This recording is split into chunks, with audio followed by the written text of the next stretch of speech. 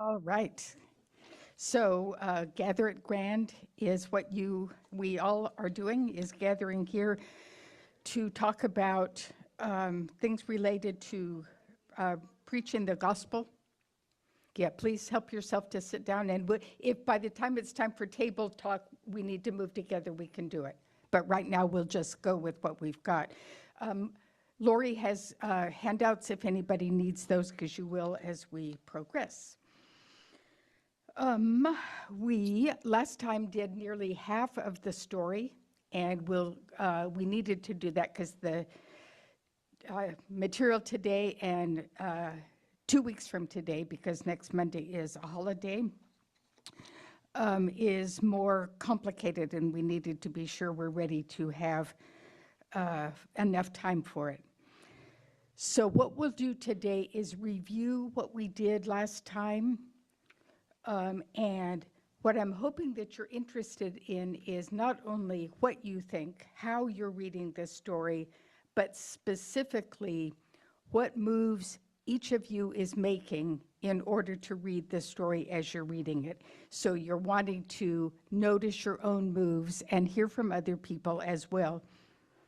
You have a list that gives you some tools that can be used, but I've reprinted them here on the sheet that you have, which should say session 2. And again, if anyone needs it, Lori has them. So I want to thank once again our helpers, the sister support staff, Sister Kit and Sister Bridget, greeting you and helping you find a place to sit. Sister Gervais is going to run the microphone. Sister Cindy is our AV person, and Annette Lindemann is helping us with technology, also getting ready for 2 weeks from today when we will be Cindy-less, and it will be up to us to cope without Sister Cindy.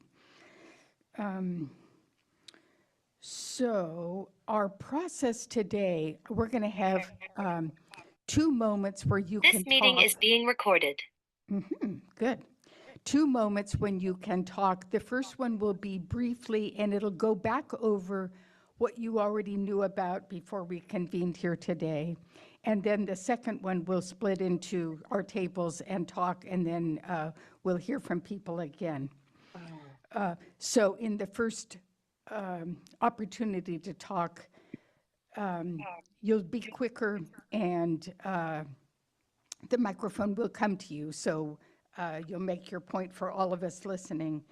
And then the second time we do it, you will be reflecting on new material. Okay. So what I'm going over now, and again, this is, you can comment quickly if you want to, and Sister Gervais will be at the ready with the microphone if somebody raises their hand, and then Annette will tell me if a Zoomer wants to talk. These are quick comments, though, on material that we've already gone over. So not only what you think, but how you think it. So I'm saying regarding point A, Microsoft would not let me do the alphabet without using all of the letters, so I had to trick it by putting regarding point A and so forth. So regarding point A, likely each of us heard something last time that you didn't come here already knowing. So you listened to somebody else, maybe even me, but somebody else at your table, and then you heard something fresh. And the question is, did you agree with it, disagree with it, and why so? So one of the things that we talked about was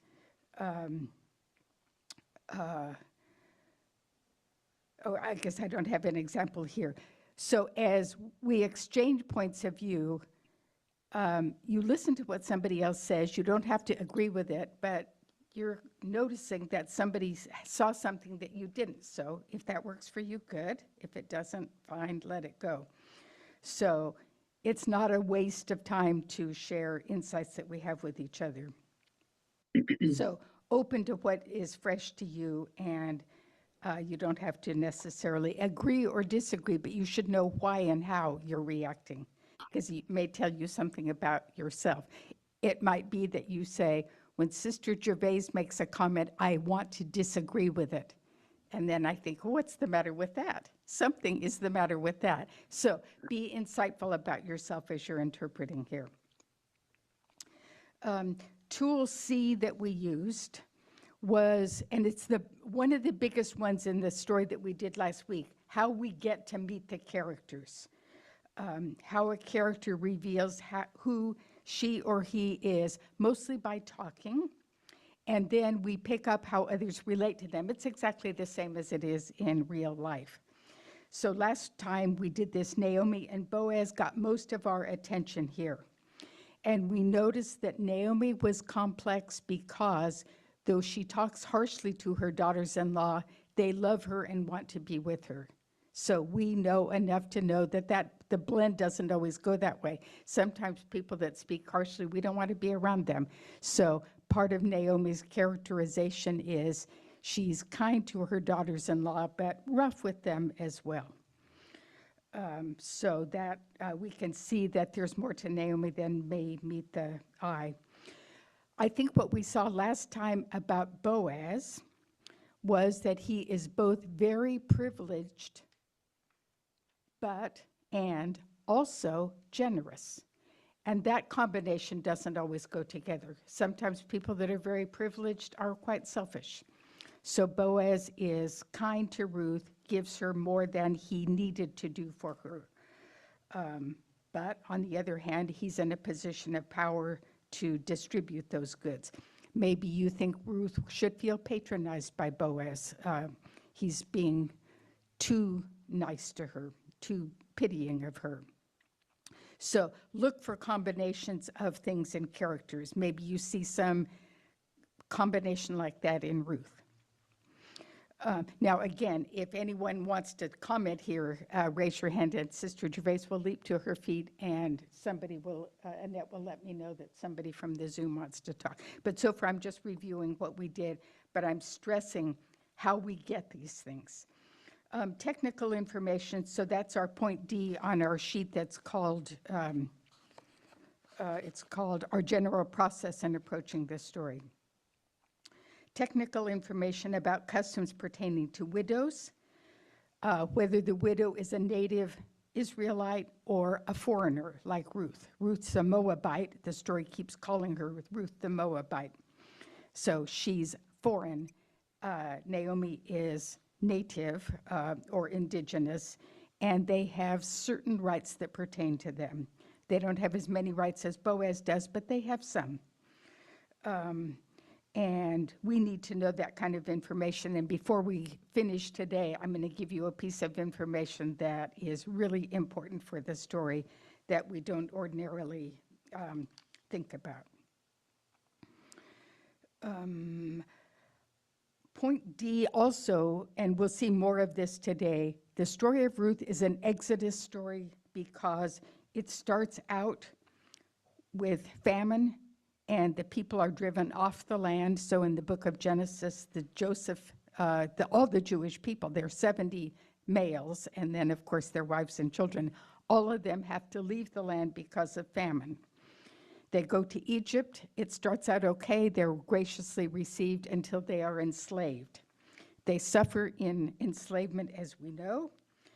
They are eventually freed and struggle to return home again, where they finally do, and they settle until it happens again.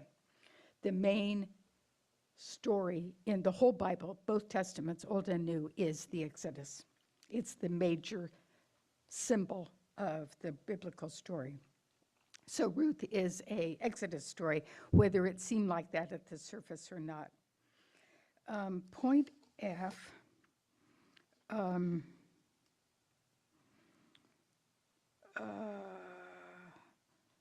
What is point F? I've forgotten what the... where did you resist a bit and then change your mind, and how did that happen? So maybe as you watch Naomi with Ruth, you are resisting something about her, but then you're going to change your mind as the story goes on. Pick up where you are resisting something in this story, because again, it can tell you something about your own interpretation. Are you irritated with Naomi? Are you irritated with Boaz? Are you irritated with God, who could be maybe helping a little bit more than God is?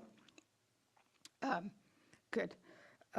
So why you resist and whether you're open to changing your mind or not. Okay, do you want to help Abigail? See if she, okay. Point I, how change can be shown without the narrator telling us bluntly. So how we see characters shift from where they started, we need to watch. Does anyone want to pick up a moment where they saw, in the material that we did last week, we're just reviewing, a character begin to change? Anyone see that? Did Naomi remember when she got home, she made a little speech about how bitter she felt and how God had shortchanged her? By the time we finished last week, was there any little change in Naomi that anybody spotted that you want to share out loud? Okay, yes, Sister Kit, and here comes Sister Gervais with the microphone so that we can hear. And we remember we have to speak right into it. Sister Kit is used to the microphones. Okay, we're having trouble with the microphone. It's on, so, okay.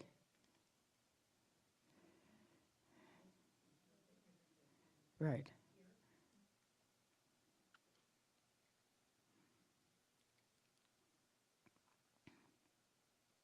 Should be working Yep, now. it is, yeah, okay. So we're looking for change. Is it pressed? Okay. Well, I guess I saw changes in Phoebe, in Ruth. I'm sorry, in Ruth. Who's Phoebe? Okay, no, that's good. Okay, changes in Ruth. How was it shown? Well, first of all, she was quite meek and mild in her responses to Naomi.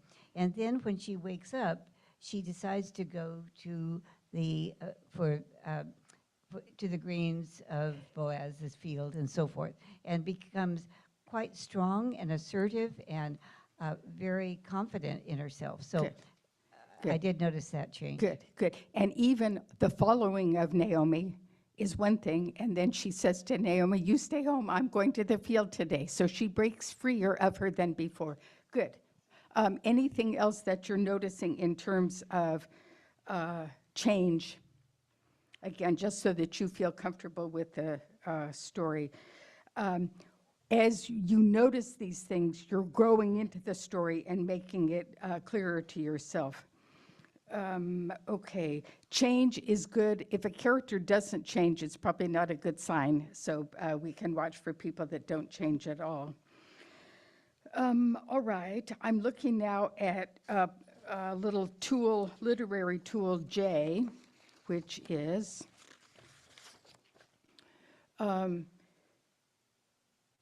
that characters don't all know the same thing at the same time. And this is going to be really important in the part that we're doing today.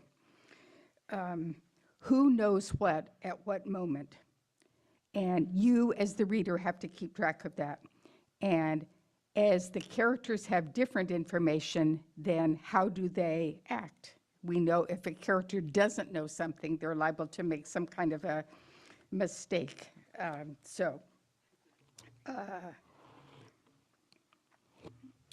Okay. And this would be a moment to pause for a minute. Does anyone want to, in the material that we read last week, does anyone want to name a key place where you think the discrepancy of information, that they know different things, is particularly effective? Different characters know different things. Different characters know different things. So what does Naomi know when Ruth says, I'm going to go glean today? What does Ruth know when she goes to do that? What does Boaz know when he knows to do that? Maureen? Well, I'm not sure that this was clear, but I have a feeling that Naomi knew a lot more about her potential situation back in Bethlehem than Ruth knew Good, going with her. right. It doesn't mean that Naomi's going to do anything about it, but she has the information and Ruth does not. And the discrepancy between those two we will see in chapter 3 that we're about to start in on. Any other place where discrepancy is important? Again, we don't have that many characters. Even when you think of Orpah saying to her mother-in-law last week, okay, I'm going to go back home as you suggested I should do, and Ruth saying, nope, I'm hanging in with you. Do the two of them know something different from each other? We aren't told what it is, but it invites you to comment if you wish to do that. Yes. I'm not sure if this is what you're asking for, but Boaz knew before either of them that he was kin to Naomi when Right. he asked who the girl was in the field. Okay, yes, he knows So that. he had that Right. information. And in a minute, when we do chapter 3, we'll talk about how he's kin and what these words mean. Good. That's good. I'm glad you raised that. So Boaz knows something that Ruth probably doesn't know. Naomi probably does know it, but that people are supposed to do something doesn't mean, of course, that they always do it. Okay.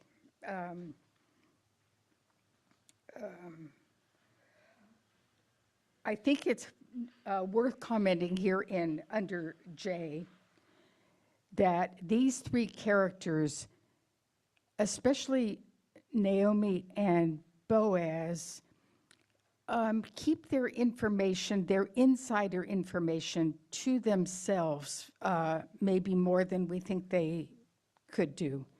So Ruth is a foreigner. She doesn't know much about customs in Bethlehem, but Boaz and Naomi supposedly do. So sometimes they have some plans, and we're going to watch them have them, and they don't say what their plans are. Again, pushing us to think about what it is that they're going to do. Okay, point K, the meaning of the story is not a simple thing. And again, you know this, but it's a really important thing to say right now. How a story means, it's really how it means rather than what it means. How all this information accumulates in our hearts and minds as we're reading it is the important thing, and that's the meaning. It's the insight that we derive from it rather than some little fortune cookie piece of paper that we could include about the story. The story isn't just about being nice to foreign women. The meaning of the story is the whole complexity of how it weaves in. So meaning is the accumulation of our insight. We may disagree on it, and I think our obligation is to do it carefully, offer it somewhat loosely, and it'll either help people that they'll connect with it or they won't, and you can't tell somebody that they have to know a meaning that you have. You want to see what it is that they come up with. So point K is an important point for reading in general and reading the Bible in general. The more we know and reflect and pray and listen to each other, read, question, and so forth, it makes meaning layer in, and we will change our minds about a lot of things. So that is the job of the Holy Spirit, to keep all of this fresh. We couldn't have known all these things when we were 5.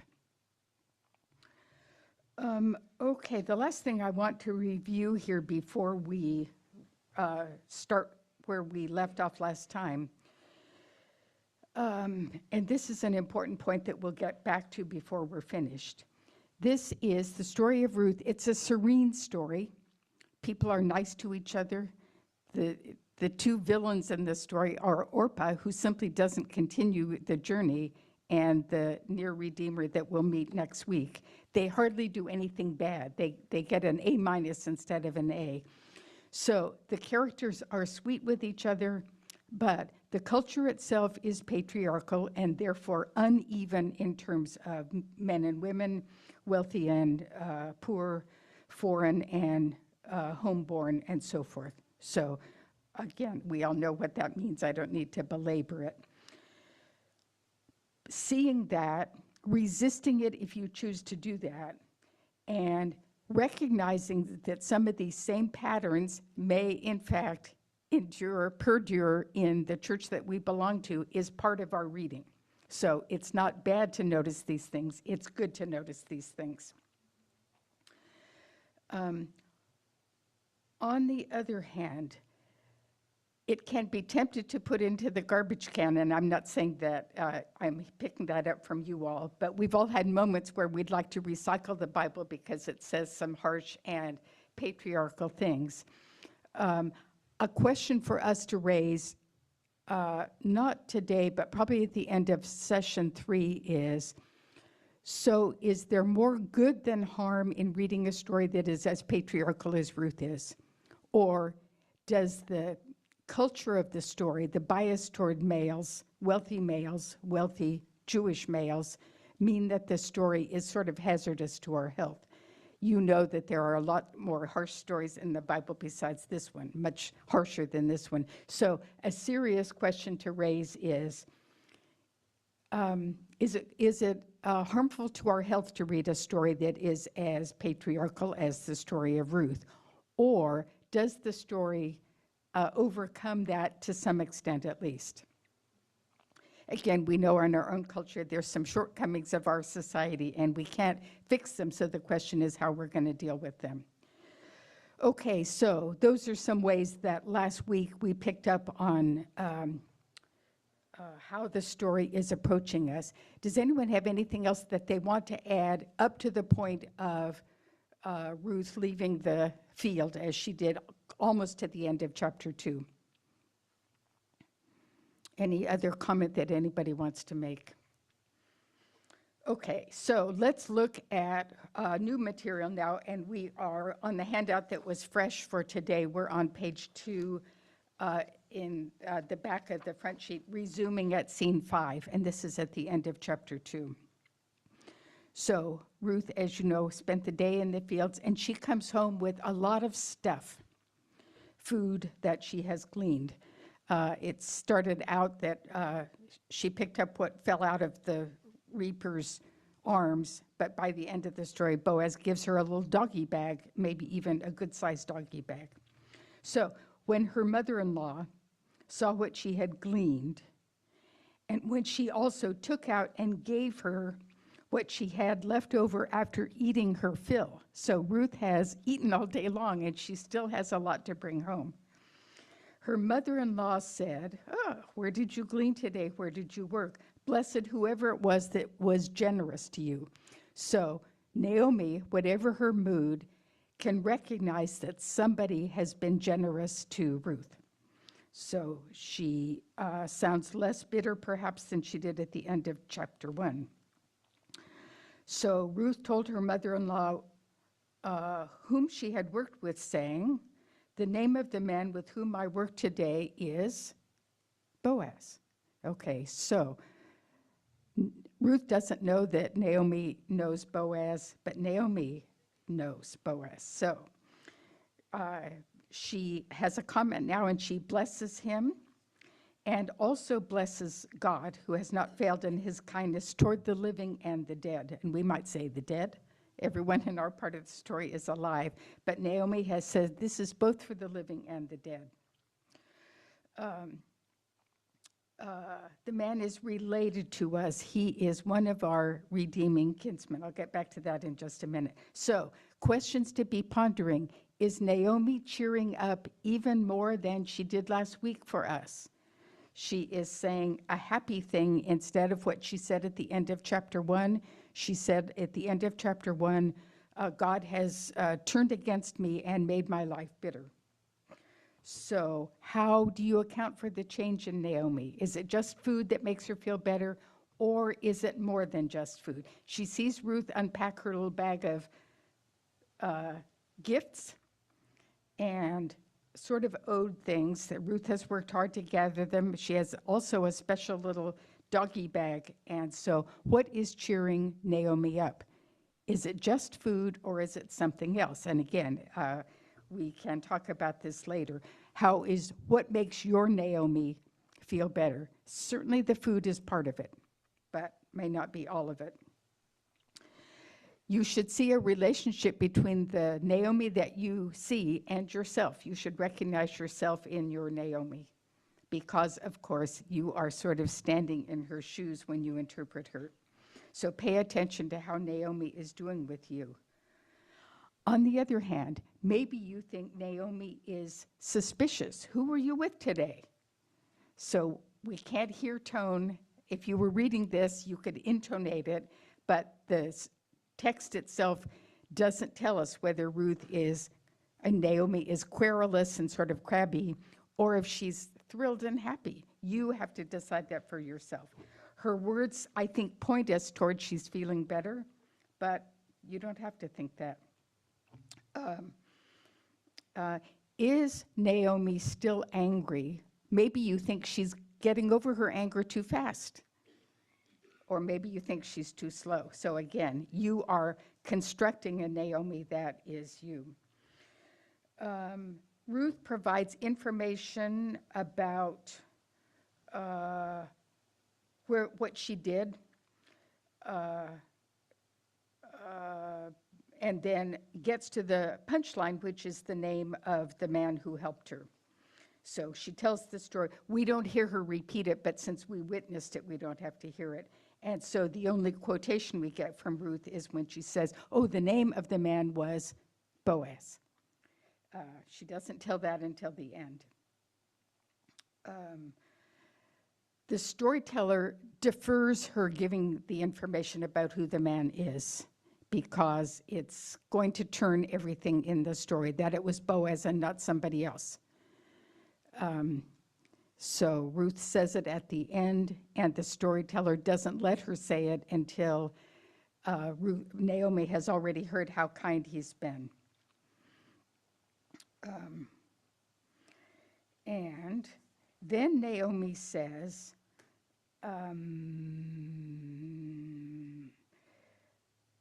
blessed be God who has not failed in his kindness. So she draws that conclusion. And then she says to Ruth, oh, he's one of our people. I'm going to leave it vague for a minute. I'll specify in a minute. He's one of our men, one of our kin, one of our helpers. And then she says, you'll be safe with him and his people. So Naomi gives us indirectly some information about Boaz. Okay, but as chapter 2 ends, the season ends, the harvest is over, and nothing has happened. So what to do? So the story is halfway over, and Boaz has been nice to Ruth. That's all we've seen. So we move on to Ruth chapter 3, scene 6. And this is the second half of the story. Naomi is calling Ruth daughter, not daughter-in-law, but daughter, and those are two different words in Hebrew, so she calls her daughter. I must seek a home for you where you may be happy. Okay, is your Naomi really feeling a lot better? This is not what Naomi said to Ruth in chapter 1. Go home, she said, to your people. Now she says, I must seek a home for you where you may be happy. And then she says, our kinsmen, and that's a good general word. Our kinsmen are, we don't even have a word in English that really covers it. Our special protector. So she says there's a bond there. He will be onto another harvest at the threshing floors tonight. So here's Naomi's directions to Ruth. Bathe. Again, they don't have showers, so this is a big deal. Bathe, anoint yourself, dress up, and go to the threshing floor. Do not disclose yourself to the man until he has finished eating and drinking. He'll lie down, and you go and lie there too, and uncover his feet and lie down, and then he will take it from there, she says. Okay, so what do you think about Naomi's directions to Ruth? What is Naomi thinking about, would you say? Again, you can store it up, but I think you can hear at least part of what Naomi has in mind, telling Ruth, take a bath, wear perfume, dress up, go to the threshing floor. He'll be there sleeping. Lie next to him and uncover his feet. And this is where you need technical information. The feet is a euphemism for really all of the legs. So the feet go from the ankles to the waist. So when it's uncover his feet, it's not just take his shoes off. It's really saying, do more than that. Remove his clothing, whatever needs to be removed. Okay, so that's what Naomi says to Ruth. And he will take it from there, she says. So what do you think Naomi is thinking about? Yes? Some kind of marriagey kind of thing, or boyfriend kind of thing, or husbandy kind of thing, maybe something cozy and intimate involving the feet, which is, again, goes from waist to toes.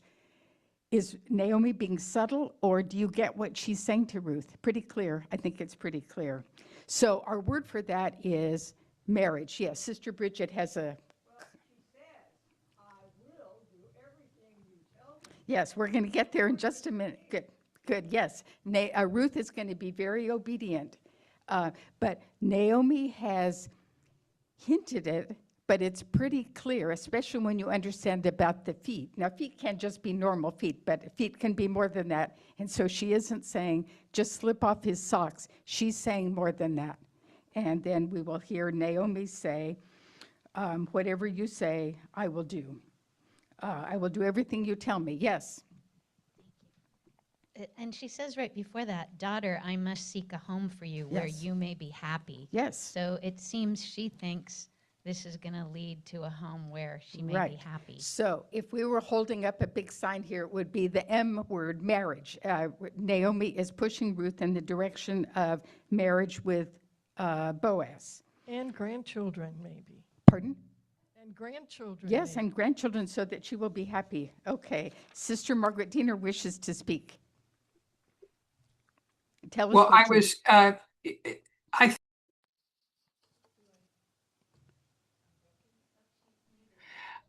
I think, Barbara, what I see in this and the subsequent Okay, text, but stick just with this so that we can do them one at a time. okay, well, Because there's two Naomi jobs to be knows done. Naomi knows the redeeming relationship, and Ruth is only beginning to learn it. Okay, yeah, they have uneven information. And what Naomi, I think, here is saying, let's concentrate on the marriage and baby part of it now. And that's what I'm sending you to do, wearing that little bridal veil and white dress and so forth. Go down to Boaz and see what he might ask you or do or whatever it is. So I think marriage is what Naomi is saying to Ruth. I want you to have a happy home. Okay, good. Adele. Well, you know, I always thought that, and when we read it in classes, I thought that, but then I did look up what cover yourself with Uncover your feet. with the feet with the robe, and it's what it said is when the person places their robe over you, it's a sign of protection. Good. Okay, Then I but s- we're not there yet. So she's Oh. uncovering his feet, and then he will put something over her, but he hasn't done it yet. So can you say it then when we get there? Okay. Okay, uncovering the feet is one thing, and then spread your garment over me is another thing. Okay, so this direction is uncover his legs. So that's pretty blatant, I think, but we'll get to your point. I promise we will.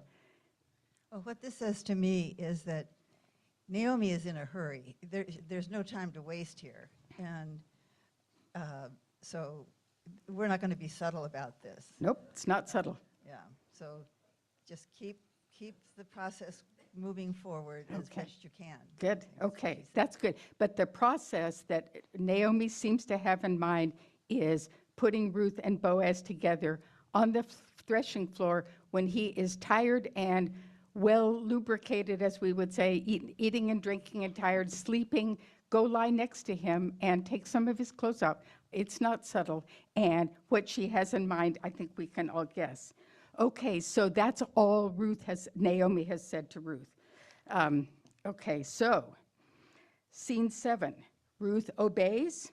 Ruth is very obedient so often, goes to the threshing floor, did just as her mother-in-law had instructed her. Boaz is exactly in the condition that they expected. He has worked all day. He has eaten and drunk. He's in a good mood. The Bible's being a little bit euphemistic there. Maybe a couple of sheets to the wind. But anyway, docile, or whatever the word would be. You can figure out what it is.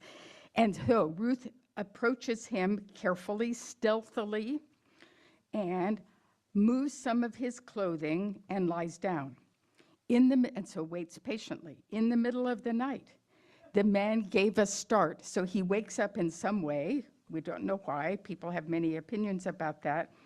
And all of a sudden, he wakes up and sees there is a woman lying at his feet. And he says, "Who are you?" Now, if we were very literal, we would say they already met. He knows her name, but this isn't about that. Who are you? Who is Ruth to Boaz? And then this is the point that Sister Adele wants us to not miss. She said, "I am your handmaid." That's, again, a servant-y thing to say. I was going to say servile. It's not servile. "I'm your helper, Ruth."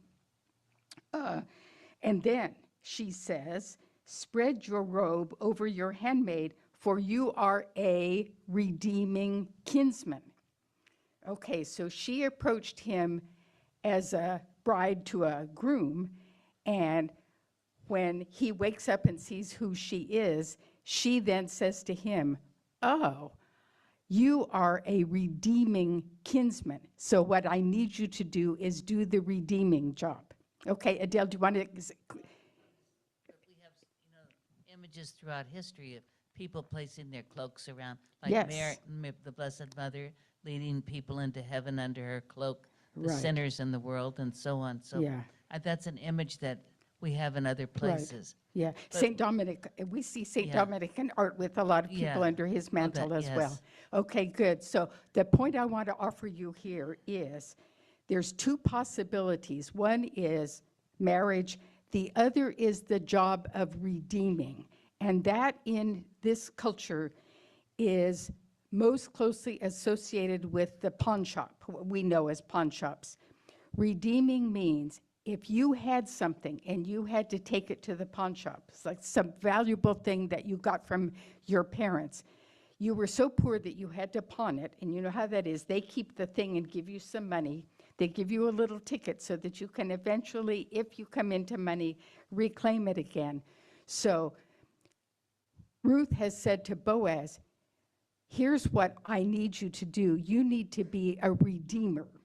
You need to help Naomi at the pawn shop because she's lost something, and you are the one that needs to help her get it back." So when I was trying to think how to make this clear, it's two separate jobs. What we don't want to do is blend them together, and your Bible footnotes will try to do that, so don't listen to your footnotes. If you said to a man or a woman that you know, "I need you to help me draft a will," we know what kind of a job that is. You could say to the same man, "And I need you to help me in my garden." Those are two separate tasks. You could ask the same person to do it, but you probably don't. You probably don't ask your lawyer to come over and help you weed your garden, but in theory you could.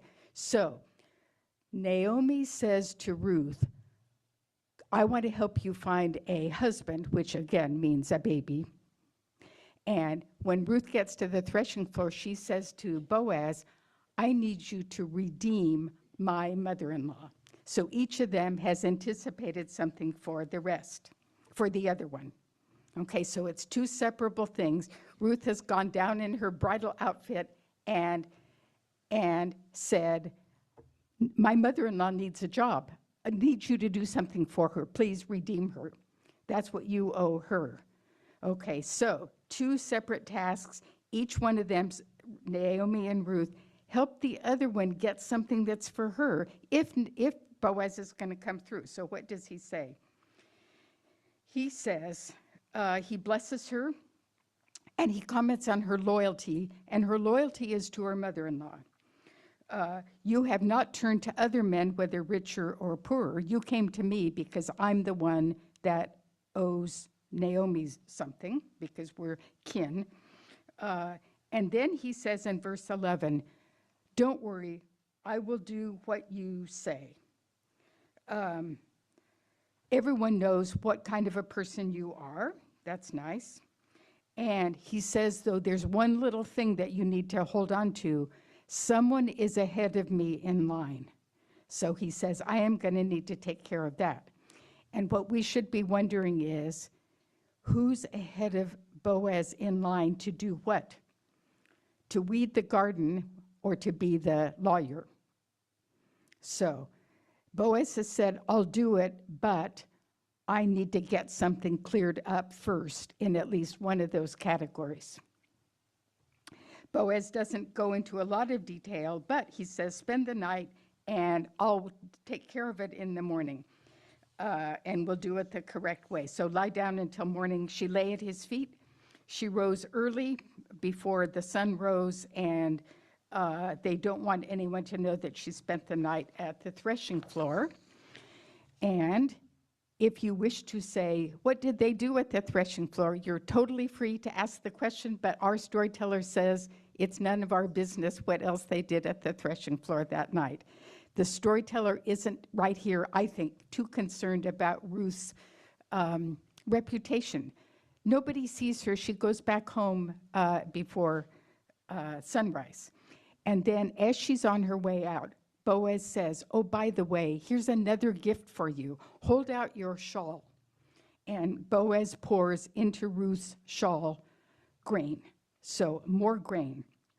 This gets us all, again, back to the Exodus story. When the Israelites are leaving Egypt, the night before the Exodus, they make unleavened bread, and when they go, they take in their bowls the unleavened bread, wrap it in their cloaks, and carry it with them as they leave to cross the Red Sea.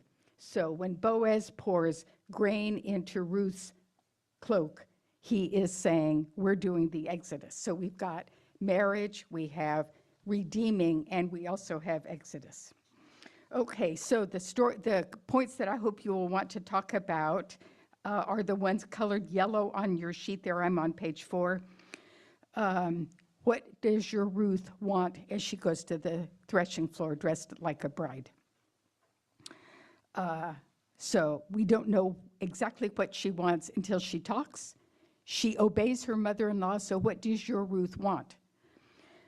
Boaz, uncover his feet, we already talked about that. But at some point at the threshing floor, Ruth drops the script that Naomi gave her, the wedding script, and Ruth says, I need you to redeem my mother-in-law. Okay, and under, again, asterisk number, the yellow ones there. Redeem doesn't just mean help, it means do a pawn shop job. Help her get back legally what she had to turn over because she had to take it to the pawn shop. Here's my ticket, help me get my stuff back. So redeeming is a technical word. And if you've ever had to pawn anything, I don't know if you have or not, you want to get back what you love, and the reason you take it to a pawn shop instead of selling it on the corner is because the mechanism is there for getting it back. So Boaz says, I will help you, but something has to be done first. And then Boaz gives Ruth grain. Okay, so I can't quite see the clock. Let's talk in our little, oh yes, Maureen?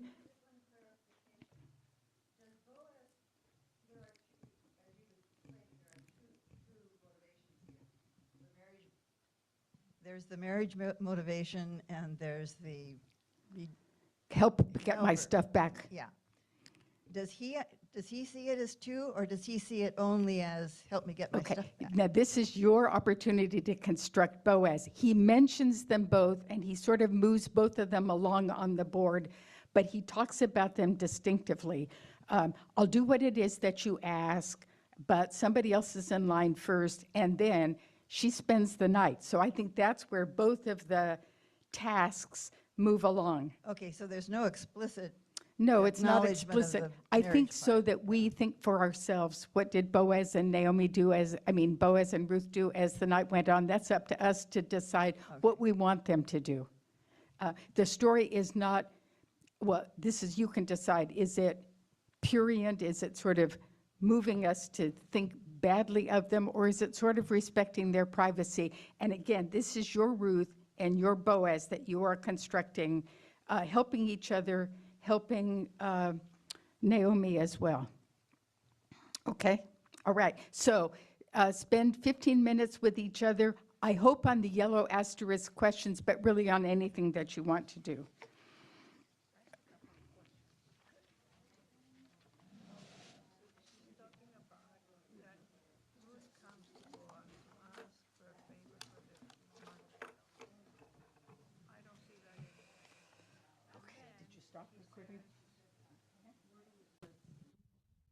Okay, so the Zoomers are back, and we now have about 13 minutes to hear what you would like to say.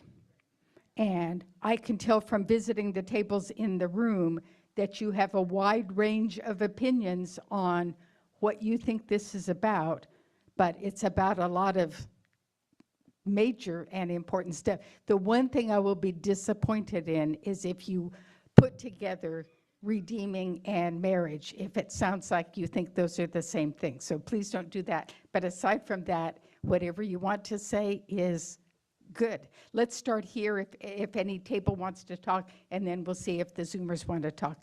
And that will help me keep track. So any comment on anything that you want to share? Don't be shy.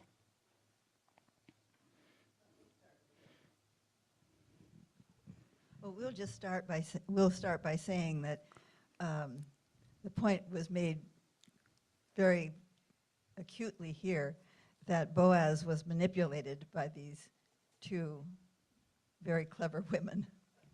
Okay, and is manipulated bad? Is it neutral? Is it good? It's sort of a tough word. Okay, if we wanted to choose another word, because manipulated, none of us like being manipulated. How about if you said Boaz was handled, or Okay, all right. Boaz, well, let's start with the women. The women had a problem, and it was survival. And Boaz was a potential solution, and an attractive one, both from the kinship standpoint and from and wealth? the He's male wealthy, standpoint. right? And so these women were smart enough and practiced enough to put it together. Good. And this again goes back to how you think your Ruth and your Naomi are relating to each other. And again, it's not independent of you. There's no answer key to this book. So your Ruth and your Naomi and how they are collaborating or competing. I don't hear competing, but somebody could.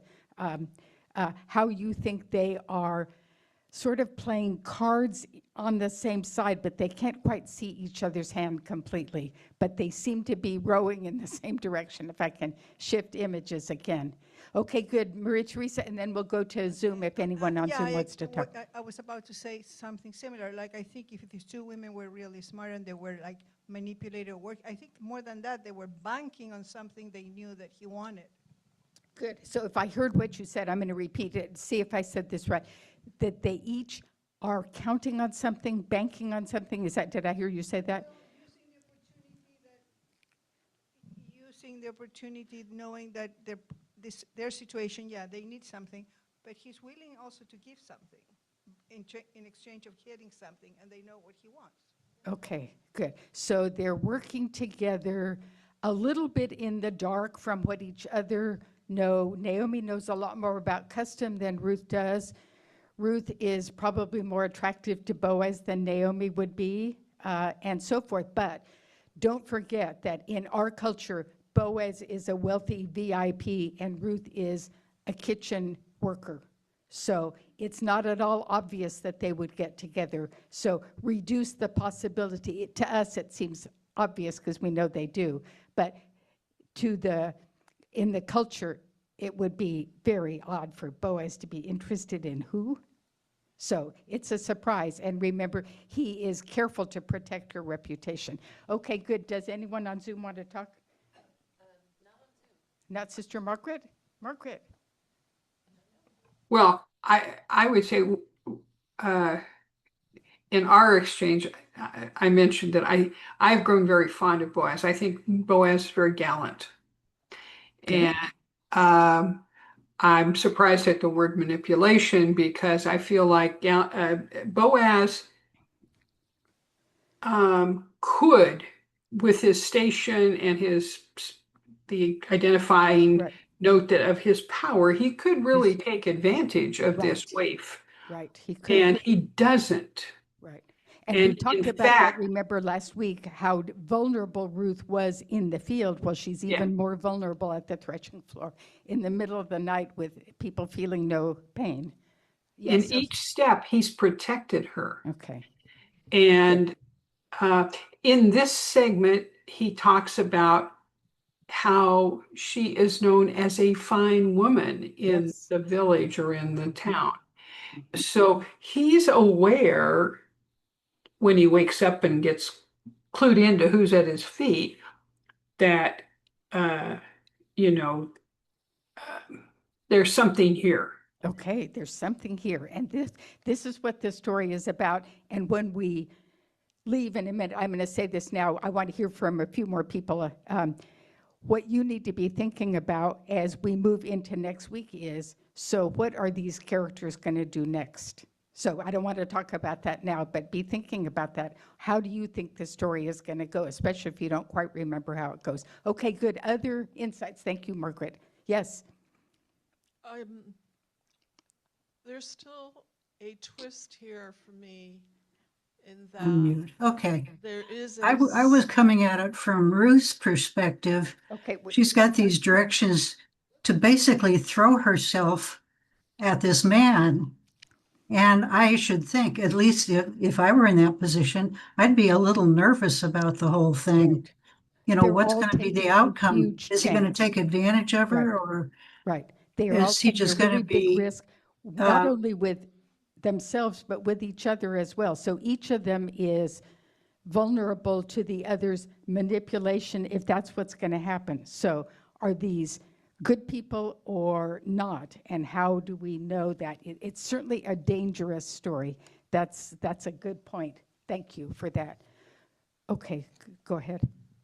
Well, more along the same path. There's still this thing of it's a blatant sexual exchange.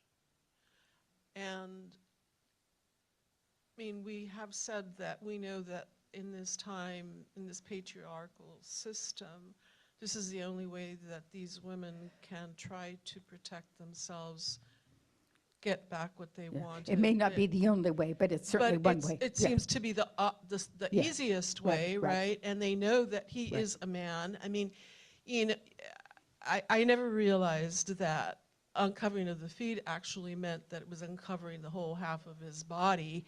And feet are sometimes feet, but not always. Okay. So I just find the whole situation a little questionable. Okay, good. And this is where then you want to be saying the characters that you know, how are they going to handle this? So is there one of them that is a total creep, Naomi, Boaz, or Ruth? Or have they shown so far that they're sort of concerned for each other? The other question to be thinking about here, this is also about God. If it's an Exodus story, it's about God. So, and they talk about God a lot. They have a lot of God bless you and we're grateful to God and so forth. So God is a sort of hidden character in the story, moving among them, presumably helping them. Yes? Yes? Okay, could be, good. Any other comment that anybody wants to make? Any Zoomers? Are the Zoomers okay? Okay. Hand? Yes.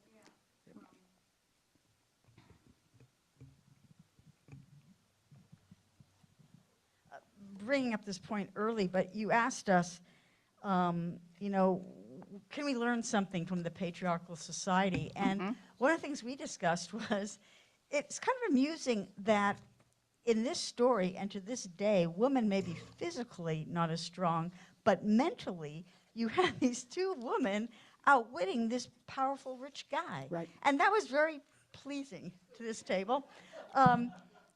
The other thing we discussed, and I forget your name, Barbara brought up, and I thought this was a good point, was Naomi's anger stemming from the fact that she really didn't want Ruth coming with her because she was going to go back to her people, and maybe she would have been accepted, warmly, and instead she's bringing this widowed foreigner who's going to be kind of a burden to her. Right. And maybe she's getting happier because she's figuring that this is going to maybe work out to her advantage. Right. Yeah. Did I say that? Good, right, very good. Okay, so characters are they're acting, ask yourself what your Ruth, your Naomi, and your Boaz each want for him or herself, and then ask yourself, are they also in some ways acting fairly generously for someone else, and how does that all go together? And again, we know that. It's one thing to go after what we want, but sometimes we have to include other people as well. And so how can we all get what we want at the same time? That's what this story is about. Now, a backdrop to this that we emphasized last week and this week is the characters are all polite. They talk a lot about God. God bless you. If you took some color flow pen and went through and circled all the times they talk about God, they're very religious, which again, we know might be skin deep, might be deeper. But what you're doing is constructing these characters in your own experience and coming to know them better than you knew them 2 weeks ago. You're doing really well with these characters. What we can't do yet is conclude what's going to happen. Even if you think you know what's going to happen, we still have a couple of big things that we need to get a hold of. Okay, are we okay to stop here? When Ruth leaves the threshing floor before sunrise, carrying her garment that Boaz poured seed into, we saw that, and so we say, oh, it's the Exodus. That's right. And maybe she's carrying Boaz's seed in some other way as well. How you construe that, what you think about that, what you think God thinks about that, and so forth. So be turning these over and then just asking yourself, how are we getting insight into all of these things? Does this qualify as one of God's Exodus stories, or should it be somehow disqualified? So be thinking about it, and I will send you thanks again to the table helpers and always to Sister Adele, who volunteers to help us when we need that. So that's great. We're grateful for that as well. So we'll send you another sheet probably on Friday to get the story finished. So keep turning it over and keep thinking about all the things that you're thinking about. You're doing very well. It's fun to be chatting with you about this. Okay, thank you again, and we will see you 2 weeks, because Monday is President's Day. I think that's right, President's Day. So 2 weeks from today. Good.